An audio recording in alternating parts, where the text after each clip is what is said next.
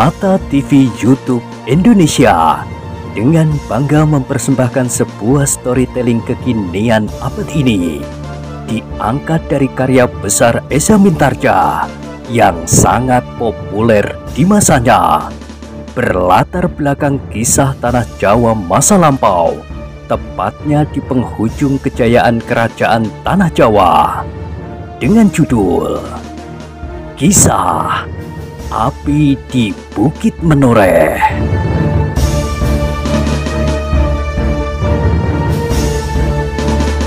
Pada kesempatan yang sangat baik ini, kita masuk pada episode yang ke-311.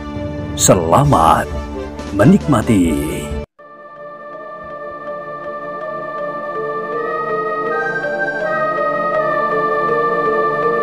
Pada episode sebelumnya telah diceritakan, Ki Arkopati mengangguk-anggukkan kepalanya. Sejenak ia merenung, dan sejenak kemudian ia berkata, "Sayang lukaku menjadi kambuh, padahal kita sudah tersudut dalam suatu keadaan yang harus cepat kita tanggapi." Mereka yang mendengar mengangguk-anggukkan kepala tanpa mereka sadari, karena apa yang dikatakan oleh Ki Arkopati itu adalah yang mereka katakan di dalam hati masing-masing. Kalau kita terlambat, maka Ki Tambakwedi akan datang lagi bersama pasukannya yang lebih kuat. "Iya Ki Gede," jawab Samekto. "Mungkin Ki Tambakwedi menjadi mata gelap dan berbuat semakin jauh menyesatkan orang-orang dari tanah perdikan ini. Hubungan dengan orang-orang semacam Ki Pedosuro sebenarnya sama sekali tidak menguntungkan bagi tanah ini." Tentu, dan tidak mustahil apabila Ki Tambakwedi akan terdorong semakin jauh lagi dalam hubungan itu. Dengan demikian, kita harus menanggapinya secepat-cepatnya. Jadi bagaimana pendapatmu, Samekto? Samekto tidak segera menjawab. Tanpa disadarinya, ia pun berpaling, memandangi wajah gembala tua yang sedang berkerut-merut.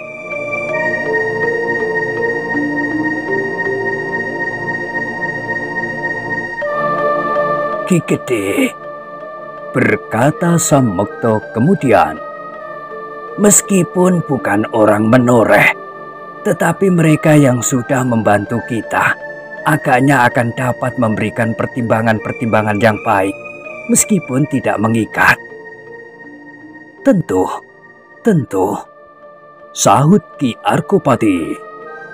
"Nah, bagaimana pertimbangan kalian?" Honggopati, Dipo Songo dan gembala tua itu merenung sejenak. Yang mula-mula berbicara adalah gembala tua itu. "Kalau aku diperkenankan memberikan pertimbangan, Ki Gede, maka sebaiknya kita tidak menunggu saja di dalam lingkungan Pringori ini. Sebelum mereka menyadari apa yang telah terjadi setelah peperangan ini, sebaiknya kita menyusul mereka masuk kembali ke induk tanah perdikan ini." Ki Arkopati mengerutkan keningnya, namun ia melihat setiap orang mengangguk-anggukkan kepalanya. Bahkan Wrahasta pun menyambung pula. "Ya Ki Gede, itu adalah jalan yang paling dekat untuk mengambil kembali tanah ini dari tangan mereka. Saat-saat ini, mereka pasti sedang menyusun kekuatan mereka kembali. Aku kira apabila kita menyusul mereka, mereka pasti akan terperanjat. Sedang induk tanah perdikan itu justru tidak mempunyai pagar Pringori serapat ini." Ki Arkopati masih belum menjawab. Tampaklah wajahnya yang suram itu menegang. Kemudian perlahan-lahan terdengar ia berdesis, "Tetapi aku masih belum dapat bangkit dari pembaringan ini."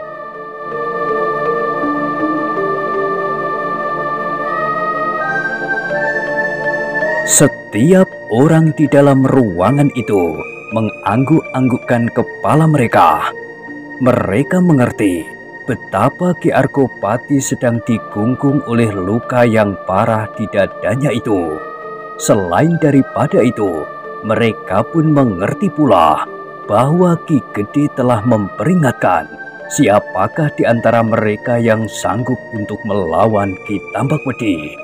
Karena itu, maka ruangan itu menjadi hening sejenak. Tetapi Ki Argopati pun kemudian berbicara pula perlahan-lahan. Kita memang tidak dapat menunggu lagi. Soalnya sekarang, bagaimana kita harus melawan iblis yang paling licik itu? Gembala tua yang ada di dalam bilik itu pun menarik nafas dalam-dalam. Kini ia telah sampai pada suatu batas tertentu di mana ia tidak akan dapat bergurau lagi. Kalau ia kali ini harus menyatakan cirinya, maka ia pun harus menyelesaikannya sekaligus. Karena itu, maka ia pun tidak segera menemukan suatu sikap yang mantap untuk segera menyanggupi untuk melawan Ki Tambakwedi. Honggopati dan Dipo Songo pun hanya dapat mengangguk-anggukkan kepala mereka. Mereka berdua tidak akan dapat menyatakan diri mereka untuk bersama-sama melawan Ki Tambakwedi, karena mereka berdua pun tidak yakin bahwa Ki Tambakwedi dapat mereka tundukkan. Dengan demikian, maka sekali lagi mereka yang ada di dalam ruangan itu terdiam sejenak.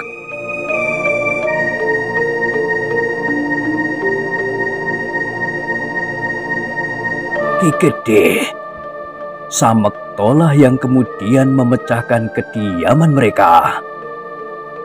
Kalau Ki Tambakwedi sempat menyiapkan pasukannya dan bahkan mungkin menghimpun orang-orang yang masih bertebaran di desa-desa kecil di atas tanah percikan ini, entah dengan cara apapun yang akan ditempuhnya, maka kita akan menghadapi kesulitan. Iya, aku mengerti Samekto, jawab Ki Argopati. Pendapat itu adalah pendapat yang paling baik saat ini. Tetapi yang membuat kita bertanya-tanya, siapakah lawan Ki Tambakwedi? Hanya itu. Samekto menarik nafas dalam-dalam. Tanpa sesadarnya ia memandangi wajah gembala tua yang duduk sambil mengangguk-angguk kecil. Apakah ia mampu? Desis Samekto di dalam hatinya. Di dalam peperangan ini, ternyata ia dapat mengusir Ki Bedosuro yang tingkat ilmunya tidak terlampau jauh di bawah Ki Tambakwedi. Tetapi apakah ia bersedia dan mampu untuk berhadapan dengan Ki Tambakwedi sendiri? Meskipun seandainya diperlukan 1 atau 2 orang untuk membantunya. Dalam keraguan-raguan itu, Wrahasta berkata, Ki Gede, kita memang tidak mempunyai pilihan lain. Karena itu bagaimanakah seandainya kita menyusun satu kelompok kecil dari orang-orang pilihan untuk menghadapi Ki Tambakwedi? Ki Argopati mengangguk-angguk. Memang mungkin dilakukan, Wrahasta. Nah, bagaimana menurut pertimbanganmu? Mungkin 2-3 orang yang akan memimpin kelompok kecil itu. Ki Honggopati, Ki Dipo Songo, dan salah seorang dari kami. Maksudku, Paman Samekto, Paman Kerti atau aku. Ki Argopati masih mengangguk-anggukkan kepalanya. Katanya, lalu bagaimana pertimbanganmu mengenai Sidanti dan Argojoyo? Kita dapat membuat kelompok-kelompok serupa. Pandanwangi didampingi oleh salah seorang dari kami, dan yang lain bersama-sama melawan yang seorang dari mereka. Gembala tua yang duduk terangguk-angguk itu pun masih juga terangguk-angguk. Ia merasakan keanehan sikap Wrahasta ini. Di dalam susunannya, sama sekali tidak disinggung-singgung Kupolo dan Kupito, juga dirinya sendiri. Tetapi gembala tua itu masih juga berdiam diri. "Urahasta," berkata Ki Argopati itu, "pada dasarnya pikiran itu adalah pikiran yang sebaik-baiknya. Kita harus mengambil jalan itu untuk melawan para pemimpin di dalam pasukan Kitambakwedi. Hanya mungkin kau masih melupakan beberapa orang yang ada di antara kita. Dukun tua ini dan kedua anak-anaknya." Urahasta mengerutkan keningnya, dipandanginya gembala tua itu. Kemudian katanya, "Kita akan berterima kasih kalau ia bersedia membantu kita, Ki Gede.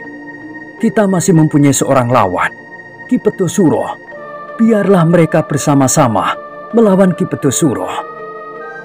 Ki Argopati mengerutkan keningnya. Katanya, "Wrahasta, bukankah kau tahu bahwa gembala tua itu seorang diri dapat mengalahkan Ki Petosuro, dan salah seorang anaknya bersama-sama dengan Pandanwangi mampu melukainya? Kau dapat mengambil kesimpulan kemungkinan yang dapat mereka lakukan untuk peperangan ini."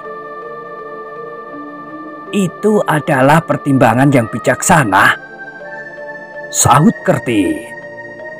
"Kisanak ini memiliki kemampuan di atas kita. Setidak-tidaknya ia mampu melawan Ki Petosuro.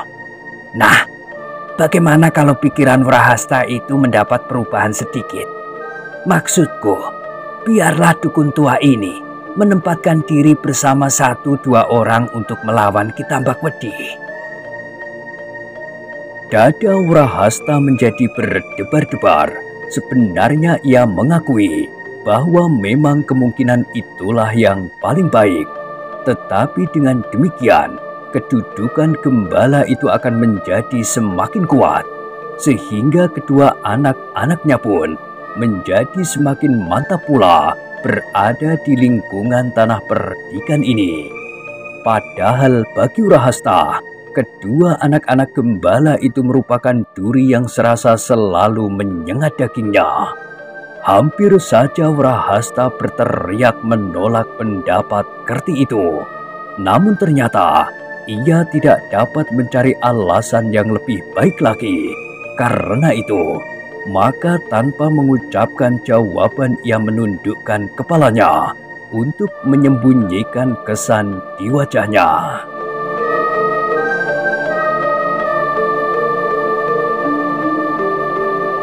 Yang terdengar adalah suara Ki Argopati lambat. "Pendapatmu tepat, Kerti. Tetapi biarlah aku bertanya kepadanya, karena ia seorang tamu bagi kita di sini. Apakah ia bersedia melakukannya? Seandainya ia bersedia, maka aku percaya bahwa ia tidak memerlukan orang lain untuk melawan Kitambakwedi." Kerti mengerutkan keningnya, kemudian mengangguk perlahan. Dipandanginya wajah gembala tua yang masih menunduk itu. Kemudian wajah Ki Argopati yang masih pucat. Ketika terpandang olehnya wajah Wrahasta, maka orang tua itu melihat seperti kekecewaan membayang di sorot matanya. Tetapi Wrahasta tidak dapat mencegah pertimbangan Ki Argopati itu, karena ia tidak akan dapat membuat kemungkinan yang lebih baik daripada itu. Ruangan itu menjadi hening sejenak. Mereka seakan-akan menunggu sikap gembala tua yang masih tetap berdiam diri itu. "Bagaimana pendapat Kisanak?" bertanya Ki Argopati.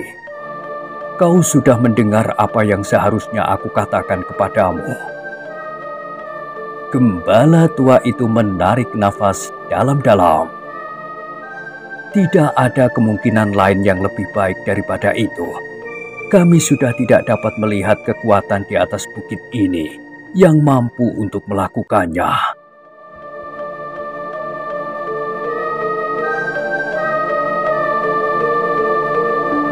Gembala tua itu mengangguk-anggukkan kepalanya. Berbagai pertimbangan telah memenuhi dadanya. Namun akhirnya ia sampai pada kepentingan yang lebih dekat pada diri sendiri. Aku seharusnya tidak melibatkan diri terlampau jauh di dalam persoalan ini, katanya di dalam hati. Tetapi apabila aku melepaskan kemungkinan kali ini, maka akibatnya akan menjadi sangat jauh.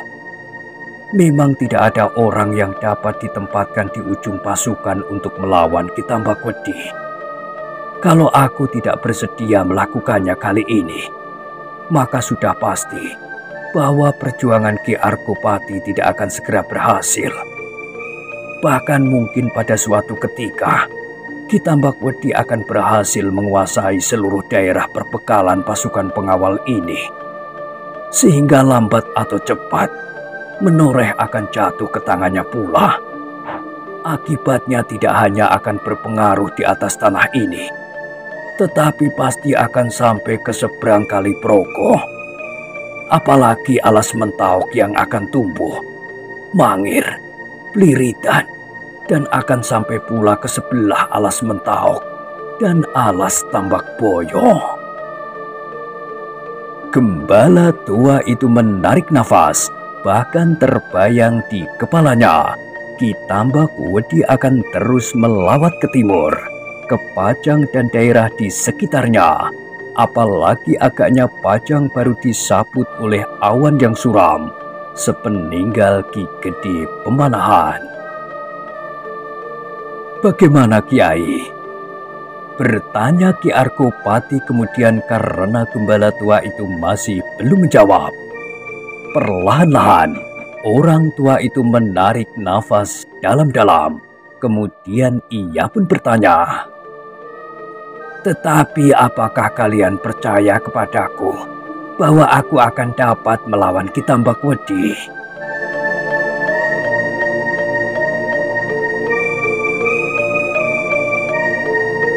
Ki Argopati yang sedang terluka itu tersenyum. Katanya, "Betapa kami dapat menduga akhir dari pertempuran itu. Namun menurut perhitunganku, maka kau akan dapat melakukannya. Bagaimanapun kau mencoba merendahkan dirimu, tetapi kami tidak akan salah memandang kemampuan yang ada padamu, Kiai." Gembala tua itu menarik nafas. Sekilas disambarnya wajah Wrahasta yang tegang. "Kami sangat mengharap bantuanmu Kisanak," berkata Ki Argopati. "Mungkin kau mentertawakan aku bahwa dalam penyelesaian tanah ini aku harus mencari bantuan kepada orang lain." Ki Argopati berhenti sejenak, kemudian katanya, "Tetapi tanah ini berada dalam keadaan darurat. Kami harus melawan kekuatan yang membahayakan. Dan kami tahu bahwa kau dan anak-anakmu pun mempunyai tujuan serupa." Gembala tua itu tidak segera menjawab. Ia masih dicekam oleh kebimbangan. "Kami seluruh tanah perdikan ini menunggu keputusanmu," desis Ki Argopati. Wrahasta mengerutkan keningnya. Ia tidak sependapat dengan Ki Argopati yang seolah-olah menggantungkan nasib tanah perdikan ini kepada orang tua itu. "Apakah yang dapat dilakukannya tanpa kami, tanpa seluruh pengawal tanah perdikan Menoreh dan para pemimpinnya?" Namun dadanya berdesir ketika ia mendengar justru orang tua itu yang mengucapkannya. Katanya, "Apakah artinya aku seorang diri Ki Gede? Kekuatan Menoreh terletak pada para pengawalnya. Kalau aku kemudian ikut serta di dalamnya, aku hanyalah setitik air di dalam lautan." Ki Gede Menoreh mengangguk-anggukkan kepalanya, dan Wrahasta yang tegang itu menundukkan kepalanya, seolah-olah orang tua itu melihat isi dadanya dan telah menyebutkannya. Namun dengan demikian, Wrahasta melihat suatu kelebihan pada orang tua itu. Orang tua yang oleh orang-orang Menoreh sendiri telah dianggap sebagai satu-satunya penolong yang dapat melepaskan tanah ini dari bencana. Ternyata orang itu sendiri tidak melepaskan pengakuan bahwa sebenarnya kekuatan terbesar adalah terletak pada orang-orang Menoreh sendiri.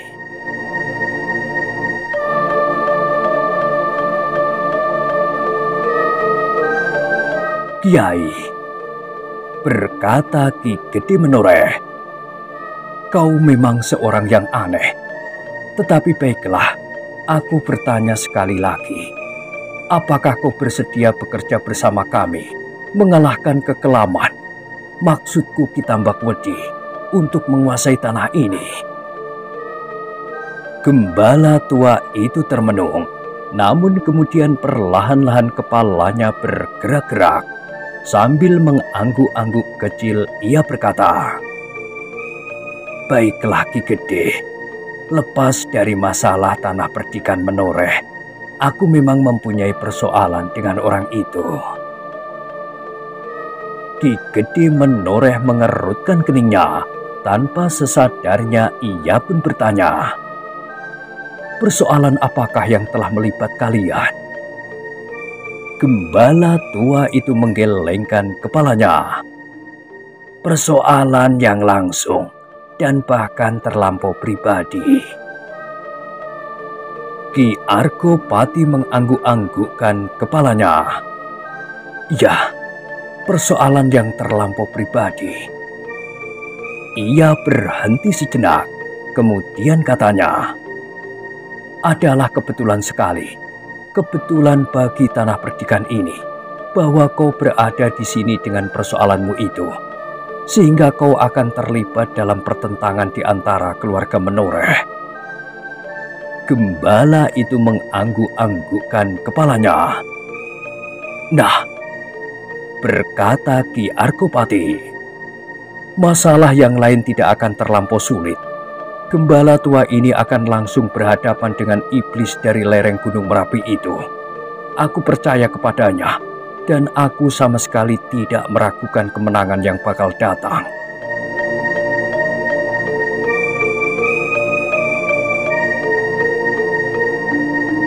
Beberapa orang di dalam ruangan itu mengangguk-anggukkan kepala mereka. Pandan Wangi menunggu keputusan ayahnya dengan hati yang berdebar-debar, dan ia melihat bahwa pembicaraan itu agaknya sudah akan segera selesai. Namun sekilas Pandan Wangi melihat juga wajah Wrahasta yang menegang, dan Pandan Wangi menjadi berdebar-debar karenanya. Apabila pada suatu ketika Wrahasta tidak dapat mengekang dirinya lagi, maka akibatnya tidak akan menyenangkannya dan bahkan tidak akan menyenangkan bagi tanah perdikan ini. Setiap unsur di dalam pasukan ini memang menentukan, desis Pandan Wangi di dalam hatinya. Apabila salah satu dari unsur-unsur ini tanggal, maka akibatnya akan membuat kita menyesak untuk waktu yang lama. Agaknya kekuatan yang ada di dalam pasukan ini terlampau terbatas, sehingga kita memerlukan seluruhnya. Tidak boleh ada satupun yang tinggal. Dalam pada itu Pandan Wangi mendengar gembala tua itu berkata, aku berterima kasih atas kepercayaan ini Ki Gede. Selanjutnya, marilah kita bersama-sama berdoa. Mudah-mudahan kita berhasil kali ini. Ya, kita akan bersama-sama berdoa, sahut Ki Argopati. Kita merasa bahwa kita berada di pihak yang benar. Ki Argopati itu berhenti sejenak, kemudian katanya, Kita harus segera menentukan kapan kita akan berangkat. Aku akan ikut dalam pasukan itu. Ki Gede, setiap orang terperanjat mendengar keinginan itu. Ki Gede masih belum sehat sama sekali. Tetapi aku adalah kepala tanah percikan ini. Dalam peperangan yang menentukan, aku tidak boleh duduk bertopang dagu. Ki Gede tidak sedang bertopang dagu, desis gembala tua itu. Sedang duduk saja. Ki Gede masih terlampau sulit. Bagaimana Ki Gede dapat bertopang dagu sambil berbaring? Ki Gede menarik nafas. Katanya kemudian, tetapi aku ingin memimpin penyerangan itu. Aku ingin ikut memasuki induk tanah percikan itu bersama pasukanku. Bagaimana hal itu dapat dilakukan, Ki Gede? Bertanya Samekto. Samekto, berkata Ki Gede menoreh, kau harus menyiapkan sekelompok kecil pengawal yang dapat kau percaya. Aku akan pergi bersama mereka dengan sebuah tandu. Aku harus memimpin sendiri peperangan ini. Sementara aku mempercayakan perlawanan langsung atas Ki Tambakwedi kepada dukun tua ini. Ayah, desis Pandanwangi. Sebaiknya ayah tinggal di sini. Kami yang berangkat ke Medan akan selalu mencoba berbuat sebaik-baiknya. Kami mengharap bahwa salah seorang dari kami akan dapat menghadap ayah untuk melaporkan bahwa kami telah merebut kembali padukuhan induk itu. Tetapi Ki Argopati menggeleng. Tidak, aku adalah seorang prajurit bagi tanah percikan, sehingga aku harus berada di Medan. Gembala tua itu mengerutkan keningnya. Katanya, Ki Gede akan mengganggu tugas yang telah dipercayakan kepadaku. Aku harus memperhatikan Nenggala Ki Tambakwedi di satu pihak. Di pihak lain, aku harus memperhatikan obat yang harus aku sediakan buat Ki Gede. Ki Argopati mengusap keringat di keningnya. Katanya, tidak, di peperangan aku tidak memerlukan apapun juga. Entahlah, setelah peperangan itu selesai. Gembala tua itu menarik nafas dalam-dalam. Agaknya niat Ki Argopati sudah tidak dapat dihalanginya lagi. Sehingga karena itu maka katanya, Ki Gede, memang suatu kebahagiaan bagi seorang prajurit dalam keadaan perang seperti ini. Apabila ia berkesempatan untuk memimpin pasukannya langsung di medan perang. Karena itu, apabila Ki Gede memang ingin berada di medan, dan itu sudah menjadi suatu keputusan, kami tidak akan dapat mencegahnya. Namun kita tidak boleh meninggalkan kewaspadaan. Karena itu, aku ingin mengusulkan, apabila Ki Gede benar-benar akan berada di peperangan, maka pengawalan terhadap Ki Gede haruslah sempurna. Menurut pendapatku, tidak ada orang yang paling tepat untuk memimpin pengawalan itu selain Angger Pandanwangi.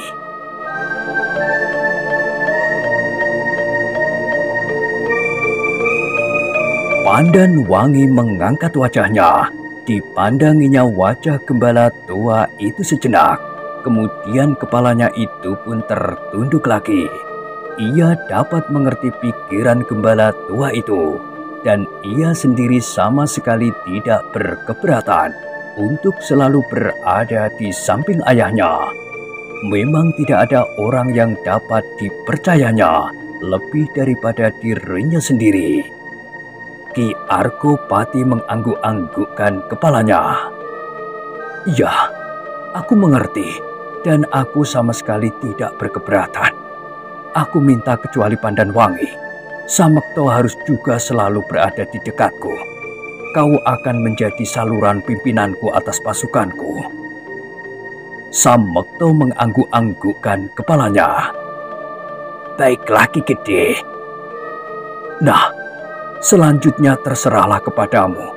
Siapakah yang akan kau bawa di dalam kelompok kecil di sekitarku? Baik Ki Gede, jawab Samekto. Selanjutnya, kita harus segera bersiap sejak sekarang. Kita akan datang ke induk tanah perdikan itu di malam hari, supaya perasaanku tidak terpengaruh oleh keadaan di sekitar rumah itu. Setidaknya, masih ada 1-2 orang di sekitar padukuhan itu yang aku kenal baik sebelumnya. Ki Gede menoreh berhenti sejenak, lalu katanya, siapkan susunan barisanmu Samekto. Besok malam kita akan menyusul orang-orang Kitambak Wedi. Tempatkan kedua anak-anak muda yang bernama Kupolo dan Kupito itu sebagai lawan Ki Bedosuro. Kalau mereka segera berhasil, maka mereka akan segera dapat membantu Ki Honggopati dan Ki Diposongo yang masih harus berhadapan dengan lawan-lawannya yang lama. Dengan serta-merta gembala tua itu mengangkat dadanya, tetapi ia hanya menarik nafas dalam-dalam. Sebenarnya ia mengharap biarlah kedua muridnya yang berhadapan dengan Sidanti dan Argojoyo. Tetapi apabila demikian yang dikehendaki oleh Ki Gede menoreh, ia tidak akan dapat merubahnya. Perintah itu sudah terucapkan, sehingga apabila ia berusaha untuk merubahnya, maka mungkin sekali perasaan kedua pengawal Sutowijoyo itu pun akan tersinggung karenanya.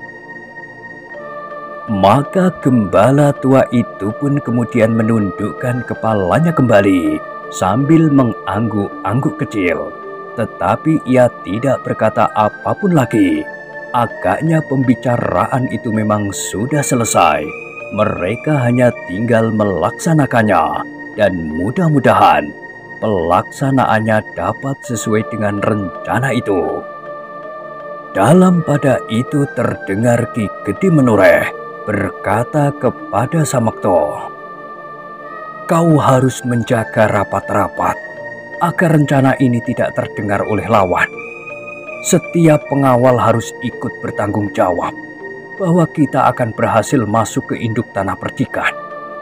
Tetapi kau tidak perlu memberitahukan sekarang kapan kita akan berangkat. Kau wajib mempersiapkan mereka tanpa mereka ketahui waktu yang telah kita pilih. Sebab siapa tahu di antara mereka ada orang-orang yang akan berkhianat.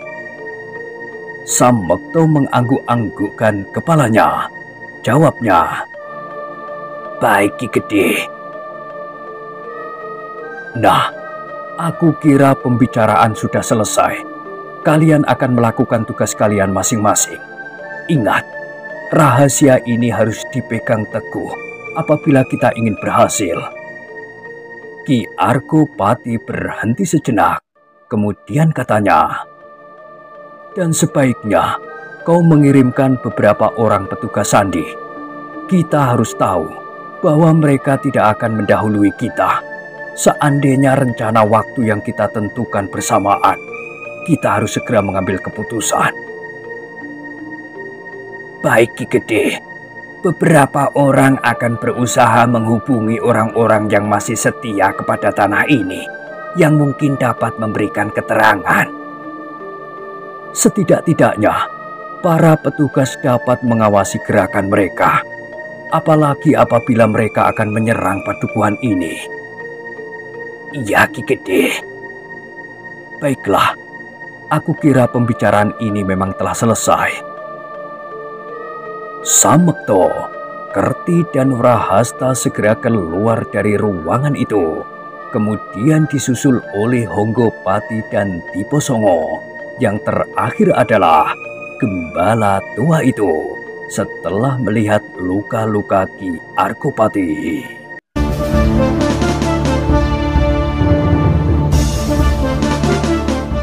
Nah, bagaimanakah kisah selanjutnya? Silahkan ikuti terus kisah Api di Bukit Menoreh pada episode berikutnya.